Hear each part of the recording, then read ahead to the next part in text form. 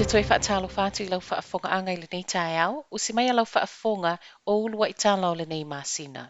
A o toi o ai au ki lani le lockdown vaenga o lapata inga vaenga tolu. Ua whautuaina mālo seno nofo I le whale. O le saunoanga lea mai le tamaitai pāle mia Jacinda Ardern ana nafi. Le ulua I aso o toi lockdown ai au ki lani a o isi uma vaenga o New Zealand I le vaenga lapata inga lua. O le toi o au ki lani le lapata inga vaenga tolu. Na sa waile po la so to na I le mai a whaamaunia o isi community cases e lua. Ai o mai ana nafi whaopopo le isi to tasi. O nei cases uma e tūsa maso e soenga le genome sequencing, e whesota I uma I ulua I cases na amatalia e mai papatoetoe I sauteo au kilani. O cases e lua na whaamaunia I le aso to nai, o se tasi o te I lua sultasi tausanga, o se isi foita mai titia o ngai la o ngā mawalunga I papatoetoe. Ma e whaapeo leta mai titia o ngā wa whaatolu o na sau whaai unga o na siaki e negative uma, ma e leo yaini a unga le fulu. O le te ilua sultasi o leta mai titia onga, e a onga le Manukau Institute Technology, ma e whai ngā luenga part-time o le Kerry Logistics o Jania Limited, I le malaiva a lele, ma e whaamaunia lo na siaki e le o whaanofo I sea.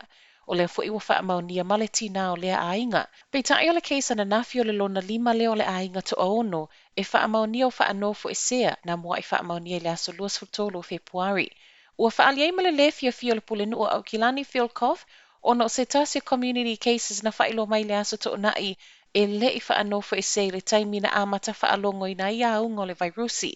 Ma ua whaatala sanga I Koff, ua tatau na iei se whaatatau whaasanga ia I latou e le o si ta ia ta iala mai le soifua maloloina. E fitu aso o toi tuuai au kilani I le lapata inga vaenga tolu a o isi uma vaenga New Zealand I le vaenga lua.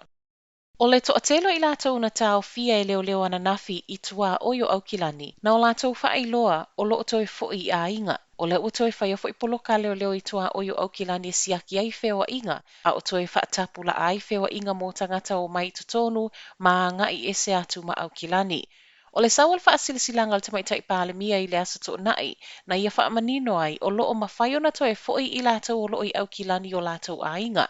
A to ai matangata ngai mai au kilani mō ngā luenga ua tā ua essential workers. Ma I se vaenga I le pō laso to ona I aile I taina le ono ana nafi le tae au le na amata aloa I aile lockdown na au kilani o le alava na amata pisi ma poloka awala I ta avale tu ua au kilani o mai ai ana nafi reportia mai le umi o kiu e o atu I le ono I tu lana whaatali tali ai nisi o ave ta avale whaato a o I luma.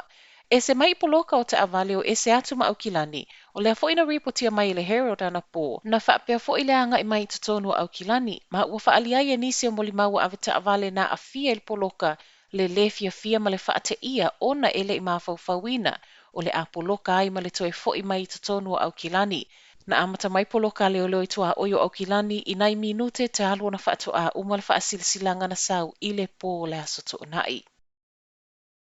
Ua maliu le tamana whanaina I leo le pōla aso tofi I papatoetoe. O tangaru no Ereturia, tolus fulwhātau sanga na whanaina leo mafu mai ina ua maua ripoti o le ati o le pulu whana I le whaamalama o se tasi o whaleo a inga I le pōla aso tofi, ma e o atu leo ai sau I whafu malana la au malosi.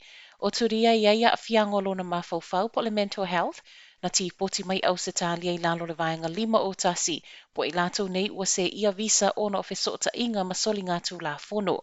E reportu le ana tau mawhaituria e sola ese matuutuunga o lo tatala I tua I le taimi na whanai nai. A o talia lo na tula I molianga o le umio la au malosi. O turio lo I au se talia umalona a inga, au fiai male whanau to atolu, tau sanga fitu, valu, male se furu male wha.